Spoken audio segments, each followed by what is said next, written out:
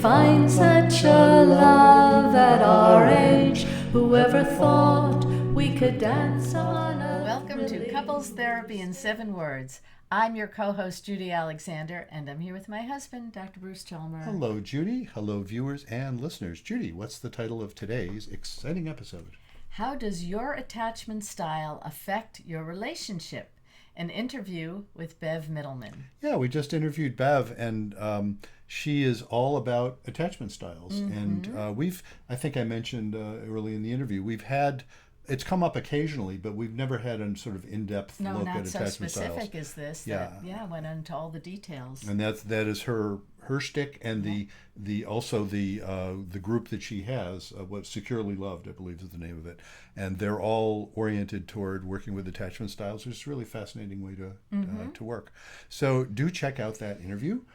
Before we do that, let's tout some of our books. Certainly.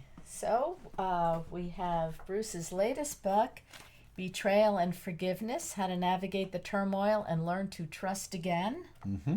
And that's available, well, like all these books, they're available anywhere books are sold, and well, at least in most all of them formats, too. And in all formats, and a bunch of people have been getting the audiobook. Yeah. Actually, of all of mine, but That's because they like listening to your voice. well, they don't know that. Well, I guess there is a sample. I was going to say they don't know it until they No, get I it. think but a no, lot of people there is a also just- sample. more Yeah. people listen to audiobooks than we know. Yeah, Because we're yeah. not big audiobook listeners. Because the sales, I don't think it's half, but it's like Yeah. maybe a third of my total sales have been audiobooks. It's Yeah. really interesting.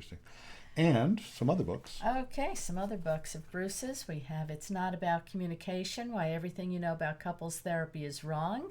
And the book that started it all, at least this podcast, Reigniting the Spark, Why Stable Relationships Lose Intimacy and How to Get It Back. So do get a hold of those books. I want to put in a special plug, especially for the most recent one, Betrayal and Forgiveness, which is actually also proving to be so far the most popular one. And I want to put in a plug for reviews on Amazon because it's just really helpful. More people, Amazon's algorithms will show it to more people if there are more reviews. That's just how that works. So if you've read it and like it, especially if you like it, please give it a review, and I would much appreciate that. And there's another book we should talk about. There's another book. That would be The Blue Tent, Erotic Tales from the Bible by Laria Zilber. Laria Zilber, Yes. as I said last time, my secret crush. Well, it's not so secret because it's you. That's right. So if you've been a listener or a viewer of our show, you will know that is my pseudonym. And that is beautiful biblical erotica. It's funny, we were talking with our guest today before we started taping, and she was saying she didn't think she'd ever, and Judy mentioned that she had written this book of biblical erotica, and she was saying she didn't think she'd heard those terms put together before. Biblical erotica. Who knows? There is a little bit. It turns out. Yes, there is some, but not a lot, much, and not in like all the different stories that I have. And not so much based in specifically in Midrash the way yours are. Right. Yeah. Well, why don't we get on with our interview with Bev, because it's quite interesting. And we'll see you on the other side. Enjoy it. Great. Our guest today is Bev Mitelman. As a child, Bev lived in a very unpredictable and chaotic environment where she never knew if she could rely on her parents to meet her emotional needs. This led her to absorb unhealthy relationship ideas based on what she was witnessing. She believed relationships were supposed to be unbalanced, uncertain, and overall chaotic. As an adult, Bev went on to study attachment styles and their effects on relationships and became a certified attachment practitioner. She is the founder of Securely Loved, a collective of relationships and attachment trauma practitioners. Bev, welcome to Couples Therapy in 7 Words. Thank you so much. I'm so happy to be here with both of you. Well, we're delighted to have you. We always like to ask our guests to start off, how did you get into the work you do? Tell us something about your own journey. That was a little bit of that was embedded in the bio, but please tell us more. Yeah, it's such a great question. And I think a lot of people who actually do this work, they come from it from a personal place. So I did grow up in a home that didn't really have a stable frame to it. There was a lot of chaos. And, I grew up with what the doctors at the time called generalized anxiety. I had panic attacks. I didn't feel well in my skin. And of course, there was a whole associated set of behaviors. I was quite avoidant in some ways. And I just felt like my nervous system wasn't regulated. And so I, like many other people, sought the help of different therapists and modalities. And it helped to a certain degree. But for my journey, when I fell upon the attachment theory years ago, this brought it all together for me. This started to open up the doors to understanding, why do I have the emotional patterns that I do? Where are these thoughts coming from? What are these things that people are calling core wounds? What is that? And how is that impacting me today? And so it was a personal journey. And I realized that, after I went through the process of moving more towards secure attachment, I realized there was a significant change in my nervous system. I finally understood what it was to feel calm and regulated and not emotionally volatile. And it was such a blessing. And I thought, oh boy, I think other people need to know about this too, because it was that impactful on my life. So thank you Hmm. for asking that question. Yeah. Oh, sure. So this that's a great segue into asking for the benefit of our listeners. We've touched on attachment styles, I think, in a couple of conversations here and there, but please just if you could give us sort of attachment styles 101 for the benefit of our listeners. Sure. So, what's so interesting about attachment styles is it really is the number one predictor for the quality of the relationships that you will have, right? And all of this attachment styles, it really does date back to our childhood. So, as you both know, we are most suggestible when we're very young, right? Like right out of the oven to 5 years old. Like that's the time that we're most suggestible. So, what we learn and how we attach to our caregiver at that point in time actually sets forth an entire set of patterns in our mind, for it's almost like rules for how we give and receive love, right? And so if a child is with a caregiver that is, very emotionally attuned, and the child learns all about their emotions and they learn that it's safe to express their emotions. They learn, how different emotions will exhibit in the body. They learn how to communicate them. And, like the mother or the father or the caregiver, whoever the primary caregiver is, you know, they teach us so much just by the interactions that we have in those early years. It's about that Mhm. emotional attunement, right? So if someone comes out of a home where they have that level of emotional attunement, they actually develop a really beautiful sense of self. Like they understand their own mind and their self, and they feel safe and comfortable interacting with other people, because when they did so, they were met with a healthy response for the most part, right? Hmm. Like I'm a mother too. I have two teenage boys. They're 18 and 20. They're off at university studying. I would never say that it's perfection. Nobody does this at a perfect level. Like, Well, of like we course, all make mistakes. we of course we do, and indeed, well, I'm thinking about Winnicott's thing. Winnicott back it was in the 40s, 50s, I think it was, when he was talking about, well, he was referring to mothering, but we would say parenting more generally, good enough. And he didn't Yeah, just mean you have to be good enough so as not to be horrible. That's certainly true. He also meant you can't be if you're too good. In other words, if you've responded to every single need your child ever has, that's not good for your kid either because they don't develop any resilience. Mhm. So indeed, yeah, yeah, perfection is not even the goal. It's That's true. it's of course it's unattainable anyway, but it's actually a feature, not a bug, that is unattainable. yeah. I Yeah. would agree with you. That's so beautifully said. So really, the key here is that the child has develops a sense of safety, Hmm. security, and predictability, right? So, we say for the most part, Mhm. I can predict how my caregiver is going to respond to me, right? The problem comes when we have, another subset of children who grew up in homes where they didn't feel safe. We're talking about it can be physically safe, psychologically safe, emotionally safe. They didn't have that predictability. And so we're talking about homes where there was like a lot of chaos. And this could be so many different scenarios, right? So it could be a home where, for example, there was one of the parents was emotionally unavailable, or there was mental illness, or there was addiction, or there was a high conflict divorce.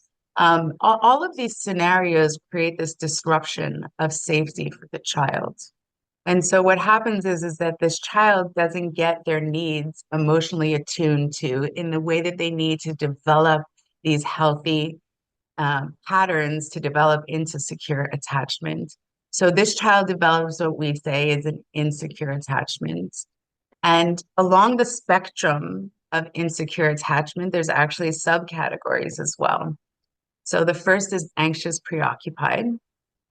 And then on the other side of the continuum of insecure attachment is dismissive avoidant. And somewhere in the middle is what is called the fearful avoidance. And each one of these categories has very distinct traits in terms of emotional patterns, communication styles, relationship to boundaries, and also coping mechanisms and behaviors. And it's important to note that we don't diagnose attachment styles. It is not a mental illness. Mm-hmm. We all have an attachment style. Mhm. And it is, and it is a continuum. There's very few people that are going to fall flat into one box or category. Like most people are, for example, might be secure but lean anxious, which means they have some tendencies towards being anxious, preoccupied, right? So I just like to clarify that as well. Mm-hmm. This is learned behavior, which also beautifully, as we know, learned behavior can be unlearned as well, Mm-hmm. right?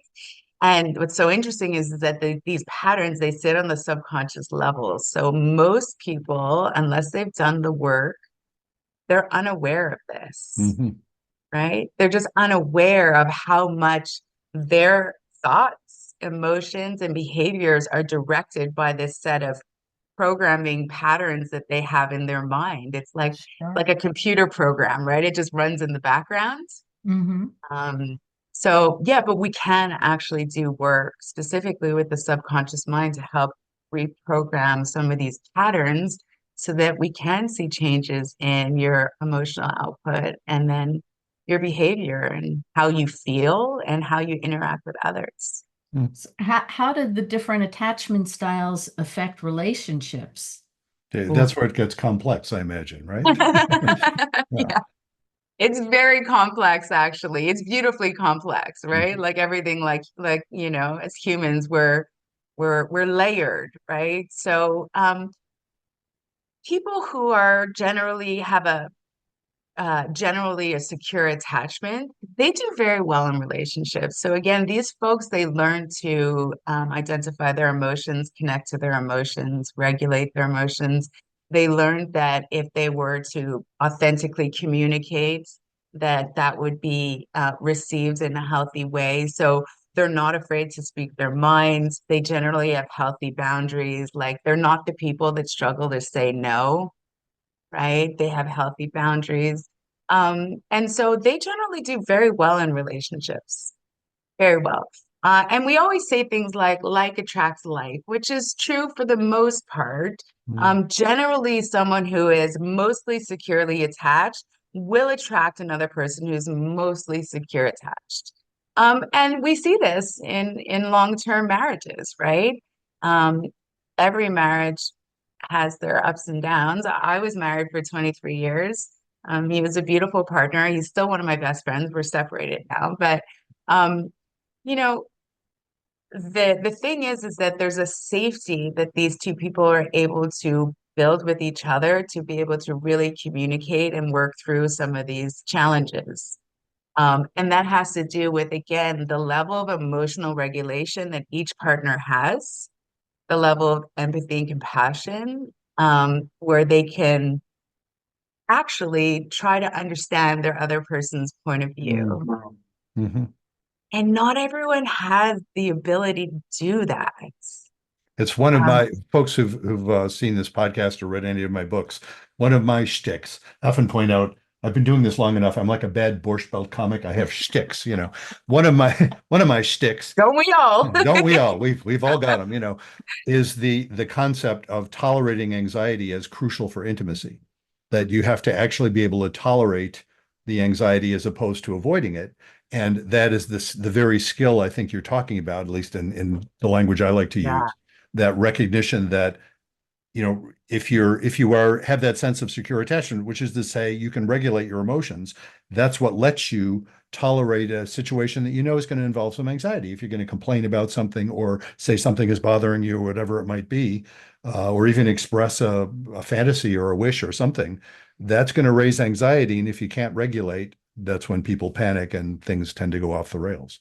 So that sort of yeah, fits in with that, I think. yeah, 100%. And oftentimes people become disingenuine, right?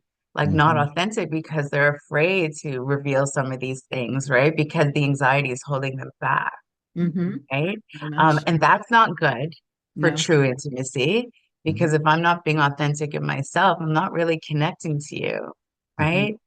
So yeah, it's super interesting. So if we kind of dive into these a little bit, the anxious preoccupied, this individual would have as their core wound, I will be abandoned. Mm. So they would have in childhood experienced some form of abandonment or perceived abandonment. Or, again, maybe they were dealing with a parent who was emotionally unavailable, like incapable of connecting with them. Maybe the mother, for example, had too many children to mother, right? And they felt that they weren't getting their needs met. Um, and so in relationships, when they grow up, they tend to be the folks that we tend to call needy or clingy. I'm not sure I love the term needy. I think we Mm. all have needs. Hmm. Um, but they really do seek a level, like a proximity to their partner. They really don't enjoy being in conflict. Most people don't, but they're the ones who often self-abandon in order to please others. So Mm. their go-to trauma response is fawning, Hmm. right? So we talk about the trauma responses, fight, flight, fawning, or freeze. They tend to self-abandon in order to please others. And this is very interesting because aside from just the I will be abandoned, there's a whole set of core wounds, right? And one of the core wounds is, I'm unlovable or I'm Mm. Mm-hmm. unlikable. I will be excluded. I will be alone. These are some of the patterns that they're thinking. So you could see how someone would easily move to people pleasing because like is there any other way? Like it's so easy to like someone when they just do anything that you ask them to Mm. do, right? Yeah. So it's like a strategy to be liked, but they're self-abandoning at that point too. Yeah, that's So interesting. I was recently read a book, and one of the characters, she was talking about, should she get attached to this guy because he's just going to leave me like all the others? So is that like a self-fulfilling wish, or do you think that's like a result of an attachment style that she is so convinced it's going to happen that it's going to happen? So, well, I'll let you it's talk kind of about that. both, right? Because the belief comes from our early childhood, and it's then our subconscious mind tends to repeat patterns to validate what we already believe is true, right? We do this to ourselves, right? The self-fulfilling prophecy. So what we tend to do in relationships is we tend to find someone who mirrors the dynamic that we once had with that caregiver to live it out again in hopes of a different outcome, Mm. to Yeah. repair that wound. And so it's a little bit of both. The wounding is already there. So that's sort of driving her to, the belief, but then she's engaging in patterns to actually, you know, um, validate that her truth is right. Mm. So how do you unlearn that? How do you get past that and try to overcome the effects of this insecure attachment and Uh, moving forward in relationships? Yeah, it's a great question. So first is awareness, right? Awareness is the first step of everything. Most people, again, are unaware that these patterns are having that level of leverage on our thoughts, emotions, and behaviors. So awareness is the first thing. And then what we can do is generally when I work with clients, I don't really start in their childhood. What I try to do is look for where their triggers are today. So I'll generally start a session and say, is there anything that happened, yesterday, last week, like in current memory that brought along a really, like distinct charge, like that got you really upset about something. And people will tell me all sorts of stories, right? Either maybe they got into an argument with a colleague at work. Maybe someone cut them off while they were driving and that aggravated them so much that they, honk their horn and flip the bird to the other person. So what I'm looking for is where are the triggers? Like what's upsetting you in this moment? And that generally leads us to, okay, where do we need to work on the healing? If you peel back two or three of these stories, there's generally a theme. Mm-hmm. So, for example, the theme could be, I feel disrespected, or I feel like I'm not respected. Mm-hmm. So we do the work to uncover what the core wound is. And then one of the exercises that I use is called autosuggestion. And this is an exercise where we work together to create a number of, like, put together a list of 10 to 15 pieces of evidence where you are in fact respected, right? I know I'm respected because, XYZ. And we look at the different areas of life. It could be within your family, it could be at work, in your larger community. I know that I respect myself because I eat well and I go to the gym, all of these things, right? And it's because the mind has a tendency to really focus on the negative, Mm-hmm. Oh, right? that's in evolution. That's important. Turns out, it's like, yeah, we better focus on the negative more than the positive So, because the negative might kill you. And evolution selects for not getting killed more than it selects for being happy. That's it's basically how true. that works. Yeah. Yeah, it's Yeah. so true. But would you agree that sometimes the pendulum just swings a little too Oh, far of and like course. Yeah. and then it becomes counterproductive, right? Oh, Because yeah. it's really holding us back. Yeah, we are. I've often noted this. I forgot who first pointed this out to me, but it's obvious when I say it. We are the descendants of people who panic too much rather than too little. So we tend to panic too much because the ones who panic too little got eaten. So we are the one we panic too much, and that, of course, if that didn't cause problems, we would not be in business, would we? That's what that's Yeah. about. It's about the fact that yes, of course, we will tend to go to those places. It's interesting when you describe finding evidence because I've Mhm. often noted with folks when I've been working with them that when you have that insecure attachment sense, particularly involved in that core wound of feeling like I'm unlovable or unlikable or whatever, no matter how much often it seems, no matter how much evidence they are presented with, it's never enough. And conversely, when people have that basic sense that, look, I know we're all valid people, me and everybody else, I don't, then there's evidence all of it all over the place. The evidence is just relative, readily available. Yeah. And I'm curious, do you get sometimes into sort of sessions with people where you're trying to sell them something they're not ready to buy? Do you know what I mean? I would imagine that's part of that work. It's so interesting because for a lot of people it's really difficult to come up with the evidence, right? So Yeah, if we yeah. use the like, I'm unlovable, Hmm. right? Core wounds. Hmm. Uh, I've had plenty of clients cry when we Hmm. come up with the evidence that they are lovable, Hmm. right? And it could be the smallest thing. It could be, you know what? My 4-year-old son came in and gave me a hug this morning and said, Mommy, I love you, Hmm. right? These like little nuggets of evidence that you are loved that the memory tends to forget, Hmm. right? And so, my work is okay, let's bring it to awareness, Hmm. right? And then let's not just keep it in the awareness, right? We don't want this as an affirmation, right? Hmm. So but we want to actually start to plug this into the subconscious as much as we can. And the subconscious mind doesn't speak the same language as we understand that we're using English right now, right? Yeah, I'm trained in hypnosis, by the way, for folks, some Oh, folks who know that. So yes, I have a fair amount of experience dealing with that. Yeah, yeah, my gosh. Okay. yeah. So, I mean, I'm preaching to the choir. Hmm. So that, the way that we communicate with the subconscious mind is through imagery and emotion. Hmm. And so the idea is to then take this list of 10 to 15 pieces of evidence for each core wound. And oftentimes I have my clients put it into like a recording on their phone. So they'll read the list and I instruct them to read it very slowly. And I ask them to listen to the list, to listen to the recording twice a day. Mm-hmm. Now, you'll understand why I'm doing this. First thing in the morning, when you wake up and you're in that trance state, Hmm. like you don't know if it's Tuesday or Sunday, that's the time you want to listen to it. And the last thing at night, right before you go to sleep, because you're also in that trance state. And the Hmm. reason is because you're most suggestible at that point in time.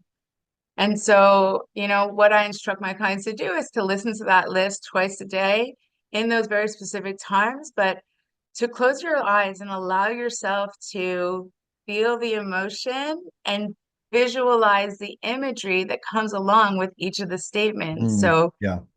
I know I'm lovable because my husband gave me a hug today and said I look sexy. Great. Think about that. How did it make you feel? Like, did and think about him giving you a hug and maybe the smile. That's stuff. Don't just read off a list. You're trying to Hmm. evoke the emotion. And so we do this for 3 to 4 weeks, and it becomes almost like forming a new habit, right? Mm. Like we know that the brain can create new neural pathways. And Hmm. Yeah. so we want to destroy this pathway. I am unlovable. We want it to atrophy and we want to start using the new pathway. I am lovable. And once that comes online and it starts to form almost like a new highway, right, in your mind, it will start Hmm. to just naturally, as a byproduct, it'll impact your thoughts, it'll impact your emotions, it'll impact your behavior. So that's the work that I Uh, do. now, um, I was going to ask, do you work just with individuals? Do you work with mm, couples as well? So my company, Securely Loved, we're actually a group of practitioners working in the area of relationships and attachment trauma. I work with individuals. I have a number of other practitioners that do individuals and groups. They do mhm. groups and they do couples. Hmm. So Uh, both. But a lot of this work is individual to begin with, right? mhm. Because it starts with understanding your own minds. Hmm.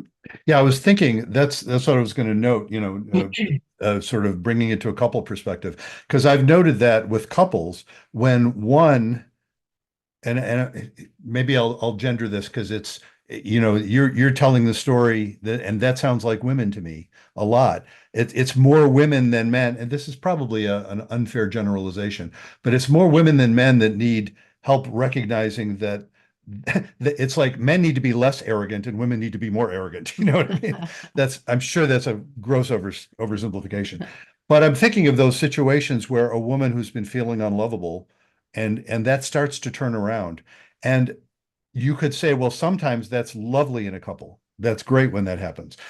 Sometimes that precipitates one hell of a crisis because all It of a sure sudden, does. yeah, because all of a sudden the guy is being confronted. Speaking of a heterosexual couple here, the guy's being confronted with this fact that this woman is actually starting to stand up for herself, Mm, respecting herself, realizing that she deserves better treatment, and it's often challenging. And even to guys who aren't inherently jerks, which most of the people I work with, Hmm. most of the folks I work with are actually decent human beings. Hmm. I yeah. kind of start with that assumption, but it often precipitates a crisis. And this actually reminds me of a couple that I worked with a number of years ago. I wrote about in one of my books where we did a few sessions, and this was starting to dawn on the woman of the couple that she actually was beginning to think better of herself than she had.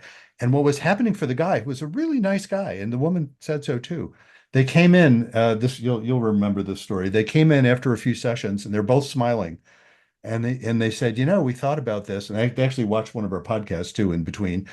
And they came in and said, the guy said, I realized what the problem was. I do think she's a moron. And now realize she's smiling. And he's smiling and she's smiling. I say, real what? And what do you mean? And he said, well, I realized that the reason she was responding to me as if I was being condescending isn't because all the things we were thinking before, that, oh, she's so sensitive, she's had all these wounds, attachment wounds, they didn't say attachment wounds. It's because I actually did think she was a moron. I didn't realize I thought that.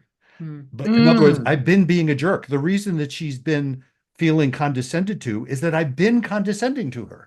So she's smiling because he's getting this. Now, there are plenty of folks in that situation where they wouldn't be smiling. They'd be pissed as hell because they'd be thinking, I've been trying to tell you this for 20 years. But she's smiling because she said, and this is what really relates to your work, I think. She said, yeah.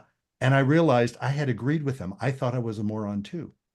There you go. Yeah. And she realized, well, of course, they were both realizing, oh my God, she's not a moron, nor is he. They're both, of course, intelligent and lovable and all of the above. And it really turned things around for him because he wasn't beating himself up. He was just recognizing, oh my God, I've been treating her that way. I need to look at my own attitudes here. And she Yeah. was actually appreciative of that because she had to look at her own attitudes about herself too. So that's why I wrote about them. But it sort of fits that sense, when people start to actually turn that attachment style around towards secure and start, in effect, requiring of their relationships that they be treated with respect, it isn't always, lovely at that point. It often precipitates a crisis in a relationship.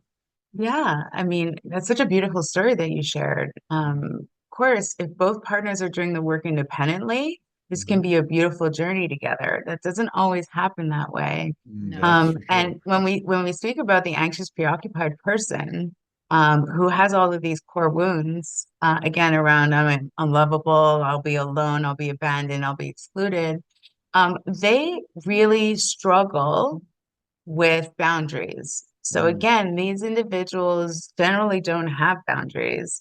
And when they start to heal some of these core wounds and they start understanding, wait a minute, I can stick up for myself and I can put in place these boundaries. It's disruptive to the dynamic of the relationship that they're in. Like their partner will be like, "Whoa, who's this person?" Mm-hmm. Right? And again, most people, unless they've actually looked at their own patterns, they don't even realize how they're contributing to that. So I applaud the man in this example for saying, where is my level of contribution, Mm-hmm. Yeah. right? And what can I change in this dynamic? Not everyone has the emotional maturity to do that. That's very So true. I applaud him. Yeah. Yeah. That's why it stuck out as something I wanted to write about because it was such an interesting example. Yeah, very often people don't. And I will often hear someone say, like, let's say it's the man saying this, where did she go? What happened to my wife? When what Mm, happened to his wife was she started developing some self-respect. that's And right. it is very challenging. Now, that can also, it's not unusual, and I'm curious to hear, your experience working with individuals. When someone has this sort of realization, they will often respond with the zeal of the newly converted, you know. And so all of a sudden, everything is about that. And, so the woman who is having this realization may not merely discover that she's being treated ways she doesn't want to be treated, which is, very real. She'll also discover that everything this guy has ever done is unjust and horrible, and she'll start beating him up in ways that tends not to work very well either in a relationship. And which Right. again, sometimes it means they break up, and maybe that's what they need to do. Sometimes it means, yeah, it's not always graceful at first. I'm curious if you see that with individuals. I do. I do. I mean, this is, when people start understanding their own minds and healing things and start changing their behaviors, it's a new sense, of power, of self-power, of self-control. We don't feel like we're in control of ourselves when we're so emotionally volatile, right? And that's what you see a lot of times with folks who have insecure attachment is that it's never been modeled for them. They don't know how to emotionally regulate, and so there's a lot of fighting and yelling and back and forth and chaos, and that like they're replicating what they've known from their childhood. But we don't feel good. We don't feel like we have any agency or power. We just feel like we're stuck in this vortex of chaos. So when you're able to actually go, hold on, I can make a change here and start implementing those changes, that newfound power is very powerful, not to be used against a partner, but powerful in that you're now able to regulate better. Your triggers, for example, are not as intense. Maybe your anxiety is going down. Maybe you're starting to, find joy in things again. Like when we're in these highly regulated, highly like heightened emotional states, and when we stay in fight or flight too long, like we're oftentimes very shut off Mm-hmm. from our emotions, right? Yeah. Which means we're trying to run away from the uncomfortable things, but we're also shut off from the things that bring us joy, Mm-hmm. Right. You that bring can't us think very pleasure. irrationally. Yeah. Yeah. Yeah, Yeah. it's an interesting phenomenon when people heal from some kind of trigger, a trauma that's still triggering them. That it's fascinating because often what will happen is they will not only be able to recover their sense of equanimity when something reminds them of it, they'll also be able to remember, even with someone like with an abusive parent, they'll be able to remember with a much less panicked kind of sense what it was like, and they'll remember the awful stuff. They won't forget it, but they'll all say, there were good times too. That it'll give them a Mm. sense of balance. And that's the sense of, Yes. yeah, and that when that happens in a relationship, that there's the possibility that relationship can actually grow. It's like, oh yeah, we've gone through some really hard stuff, but now that I'm not panicked about it, I'm realizing, yeah, I'm glad we did all this learning. It was really painful. You treated me in ways I wish you hadn't treated me, but I think we can grow past this because we know what to do about this now. And that Yeah, couples can be very grateful for that. absolutely. At the root of all this work is authenticity, Mm, right? To be honest with yourself about what it is that you're feeling, hmm and to reconnect to that. The definition that I ascribe to healing is not, it's not this magical, like, you take antibiotics for 4 days and you're healed. This is mm, not what it is. It, hmm it takes time. And for me, healing meant that I still have some triggers, but they're far less intense. hmm And I don't experience them as often. And if they do come up, I can say to myself, okay, I know what you are. I know what you're telling me. I'm hmm just gonna, give myself a couple, maybe minutes, a couple hours, and just sort of like feel it out. And then I can come back to my, you know, more regulated state far quicker. hmm So to me, that's healing. Like Yeah, it's not like yeah. we forget the traumas hmm or we all of a sudden, never feel disrespected again. I mean, like, Yeah, that's not how you know, life works, is it? Yeah. no, Yeah. no. So I'm gonna just flip over quickly because we talked about the anxious preoccupied. And one interesting thing I want to mention is that attachment styles are not gendered. We Mm, tend to we tend to ascribe a lot the anxious preoccupied to the woman's role. And I hmm think there is a slight variance that we see more women will self-report feelings of being more in the anxious preoccupied camp, but attachment styles in general are not gendered, hmm which means that we see plenty of men who are anxious preoccupied as well or exhibit those traits. hmm When we look at secure attachment, it's like an equal divide between men and women, right? So it hmm has to do again with the interaction that you had with your caregiver. So we originally talked about how it's a continuum. We have the APs, the anxious preoccupies here, and then we have the dismissive avoidance on the other end. Now, again, could be men or women. The one core wound that all of these folks have in common that they share, there's only one, and it is I am unsafe. Mm, yeah. So they didn't learn safety. And again, it goes back to emotional regulation. They don't feel safe in their skin and their nervous system.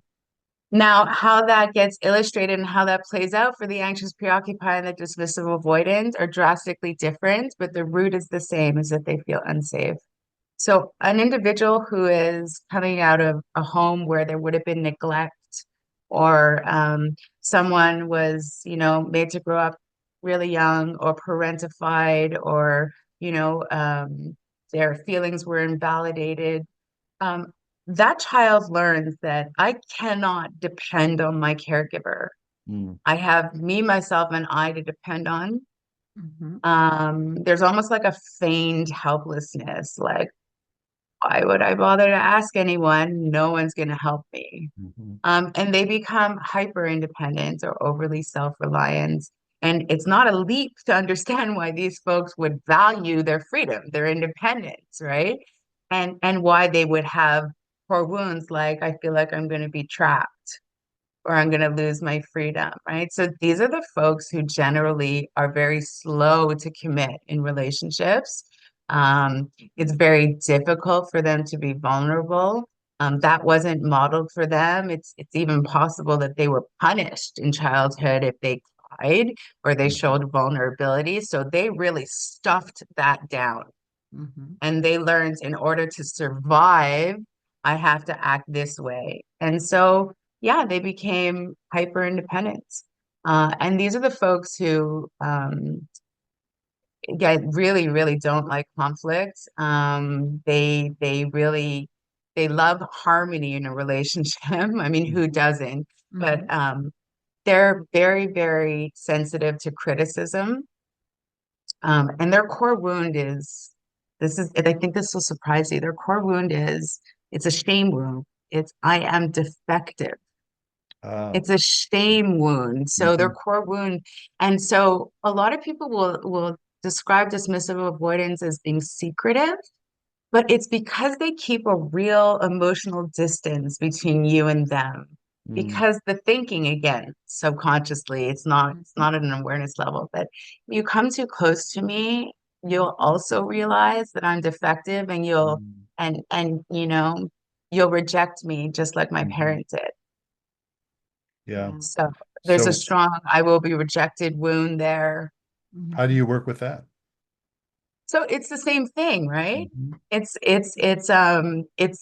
the same process. We would identify the wounds, Mm-hmm. and then we would find that evidence to suggest, you have lots of evidence in your life to suggest here that you weren't rejected, right? You Mm-hmm. had a conflict with your wife, and she didn't leave you. Mm-hmm. You spoke You to have a wife, for example. You have a wife, Yes. right? I Yeah. mean, Yeah. there you go. Yeah. Yeah, yeah. But as luck would have it, and we talked about this sort of earlier, folks who have insecure attachments tend to attract each other. Mm-hmm. Like attracts like.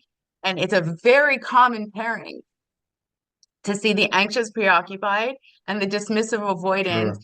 pair up together. And that's because initially they really meet each other's needs. So the dismissive avoidant finds the presence of the anxious preoccupied and their attention and their validation, like all the things that they didn't get, right, in childhood. So they're very attracted to that. And the dismissive avoidant, and the anxious preoccupied is very attracted to how seemingly self-reliant and Mm-hmm. confident, and what beautiful boundaries this person has, and all the things that the AP doesn't have. So they're really different in that regard. Most often what happens is what attracts them initially is what separates them. Which is a Um, classic, of course. Mhm. That's a I classic mean, across the board in couples work. It's like, yeah, the yes, stuff that attracted you is probably going to drive you nuts later, and you'll just have to work with that, Yeah. especially if you Yeah. choose to ignore it, Yeah. right? Yeah. Especially if you're Mhm. like, oh, it's not a big deal. It's always what comes back. Mm. Yeah. Especially. Wow. So, yeah, the communication between these two styles can be particularly difficult. The dynamic can be explosive at first. Very, when we hear about these relationships where it's like, you meet someone and you're in love after 2 weeks, and a month later you've broken up and there's a huge fight, and then 6 weeks later you're together. And like, this is what we're talking about, that emotional volatility. Mm-hmm. And so the dismissive avoidant really, they'll use a whole bunch of strategies that will be very triggering to the anxious preoccupied. So they're the ones that will stonewall. They'll refuse to engage. They'll walk out of a room. They won't answer a text. They avoid, Mm-hmm. right? Because they just don't want to be in the fight or the arguments or whatever it is. But the anxious preoccupied is trying to activate towards their love interest, because all they want is to close that proximity gap. They want to be emotionally close to their partner, but a dismissive avoidant has a very difficult time being emotionally close to anyone unless they do the work, Yeah. right? Yeah. So they themselves have a hard time identifying their emotions, Mm-hmm. because they've repressed it, Yeah. So right? doing the work, and it's kind of that's an overall way of saying doing the work can bring you closer to the styles that would be identified as more secure attachment styles. I mean, in other words, you can learn, as you pointed out earlier, it's not like this is a lifelong, it's not like it's baked into your genes. It's learned No, behavior. You can learn different behavior. And that's 100%. kind of the hope of the work that you do. Yeah, Yeah. yeah, 100%. Some people mistaken this, right? They'll be like, "Well, I'm just like my father, so it's Mm-hmm. genetic." No, You it's not can't change it, genetic. right? Yeah. You learned, you saw him. He modeled behavior for you. It's not Mm-hmm. genetic, Yeah. Mm-hmm. right? You didn't inherit a dismissive avoidant gene. This is Mm-hmm. just learned behavior, right? And it Yeah. can be unlearned. Yeah. So I'll finish off the triad real quickly, Mm. because the most interesting attachment style is the one in the middle, which is the fearful avoidance. Mm. We're on the continuum of insecure attachment styles. Now, the fearful avoidant is what's often referred to as the hot and the cold partner. Mm. So this person really does crave connection and very much fears intimacy. So they exhibit traits, high avoidance and high anxiety, which is that's a ball of wax to Yeah. unbundle, right? And I spent most of my life as a fearful avoidant. I lived it. Yeah. And it is the rarest of the attachment styles. And oftentimes a child will develop this particular set of behaviors, learned behaviors, because there was abuse in the home. Uh, And when I share with you sort of from a child's perspective, I think it'll make sense. This would be an example of like where a child, desperately wants the love, attention, validation of a caregiver. That's all children want. But at the same time, that very same caregiver is harming them, mhm. right? Could be physical, could be emotional, psychological, could be sexual, could be all of the above. And Mhm. so the child develops such a confusion in their psyche around craving and loving this person who's also harming them. Yeah. Mhm. Right. And so when this little child grows up, that confused pattern, disorganized pattern, the other name for fearful avoidant is disorganized attachment. Mhm. Yeah. So that disorganized pattern follows you into adulthood and into a romantic relationship. And so, like all humans, we want love and connection, but if you get too close, for me, it used to panic me. Mm. Yeah. And I didn't understand that. Yeah. It, of course, I didn't understand it until I found attachment styles, and Mhm. it started to make sense. Mm-hmm. So that gives you a sort of a broad lens Mhm. of who we're talking about. But again, as you pointed out, Bruce, and I love that you said this, it's not a life sentence. Mhm. Like, we can unlearn this stuff. And Mhm. once we actually sort of tackle some of those core wounds, then what I like to do with my clients is, okay, now let's understand, what are your personality needs, Mm-hmm. Mhm. right? Because I think a lot of people don't even spend the time thinking about, what is it that I need? Mhm. So, for example, I know that one of the things that I really, really need in a relationship is transparency and depth. Mm. Like I need that, and part of it is connected to my attachment style. I need that to feel safe, Hmm. right? So, like transparency, like if I get a hint of deception, Mm. Yeah. I back off. Yep. Yeah, but it probably takes a long time. It took a long time for you to get to that point to realize what your needs were. Although Yes, And Judy, to that's not took me a panic. long Yeah. exactly time right. too. Yeah. Yeah. Yeah. Yeah, that's exactly right. And it took me a long time to understand why I was doing the things that I was doing. And I'm fearful of avoidant, but I'm now much more secure. But at the time, I was fearful of avoidant, leading avoidant. Mhm. And I was actually recreating. This is how crazy the mind is, because like unless you actually think about this, I'll share a very personal example from my own past. But I was recreating patterns, behavioral patterns from my childhood that no longer made sense. So I remember when I was a child, I was very afraid of my father. And when he came home from work, I would either try to lock myself in my room, although there wasn't a lock. So I would like try to put a piece of furniture, Mm. you know, in Oh, to wow. block that they couldn't get into the room, or I would, if I could get to the bathroom in time, I would sneak into the bathroom and the bathroom had a lock. Mm. So I would spend hours and hours locked in the bathroom because that's where I felt safe. Wow. Yeah.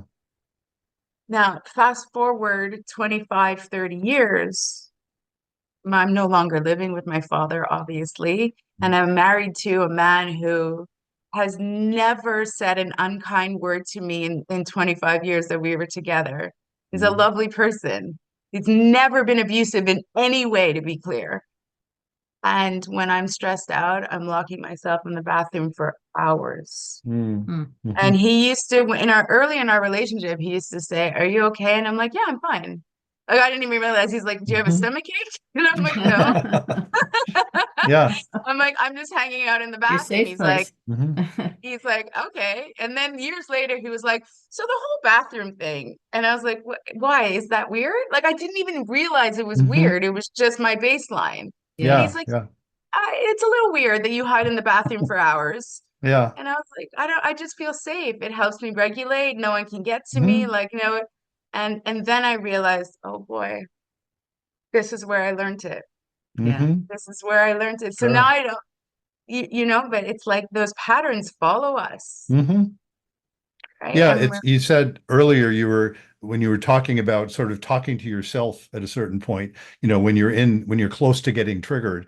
And I was reminded of the IFS stuff, the internal family system stuff. You're probably familiar with, Dick Schwartz's stuff. And that sense that we're all multiple people. And so you have to honor that young person in there who's so scared. She's an important part of who you are, and yet also not necessarily let her run the meeting. you know, it's so funny. I saw someone say this the other day, and I thought it was so interesting when they were talking about emotions. It was a cute analogy. They said emotions are like children. Mhm. You don't want them driving the car. And I was Mhm. like, fair.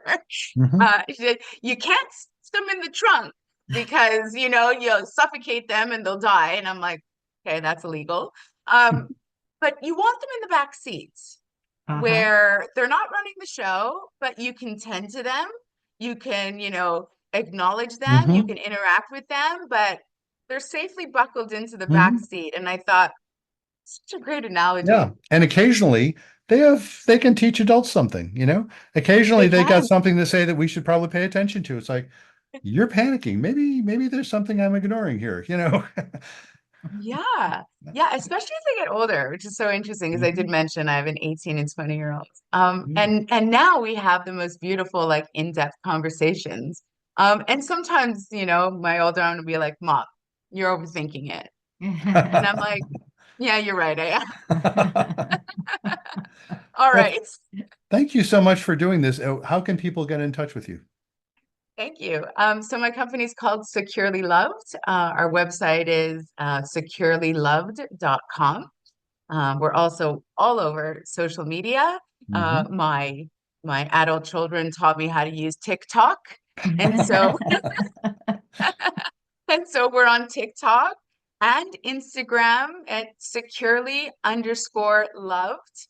Um, if you visit my website at securelyloved.com, there's a little button at the top that says take your attachment quiz, which is Mm-hmm. like a 5-minute thing. It's for free. People can, answer a few questions, and then it'll give you an idea of where you fall in the attachment spectrum if you're interested in getting started with your own level of awareness. Mm-hmm. And myself and the other practitioners I work with, we also offer a free consult call.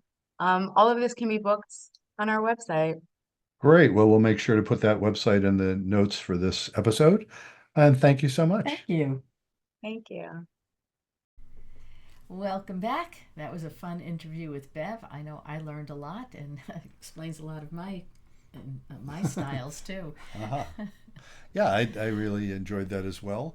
And if you have a guest you would like to suggest, or a topic you'd like to suggest, or just want to get in touch with us and tell us how much you love our show, or tell us how annoyed you are with some of the stuff that I say, because it couldn't be anything that Judy said, but God knows what I say is apt to be annoying. If you want to communicate with us in any way, Judy, how should people do that? They can go to our website, ctn7, that's the number 7.com. ctn7.com. And those of you who are watching this video as opposed to just listening to the audio, you will see that floating above our heads. And you'll also see, I had forgot to mention this, there's a QR code there. I just think that's so cool, or maybe so ridiculous. But anyway, there's a QR code. You can watch us on YouTube, actually. You can watch us on YouTube, or on actually, I generally send people to my blog, which also has it on YouTube, and that's a way to get it as well. Anyway, ctn7.com is how to get in touch with us. And so until next time, remember, be kind, don't panic, and have faith.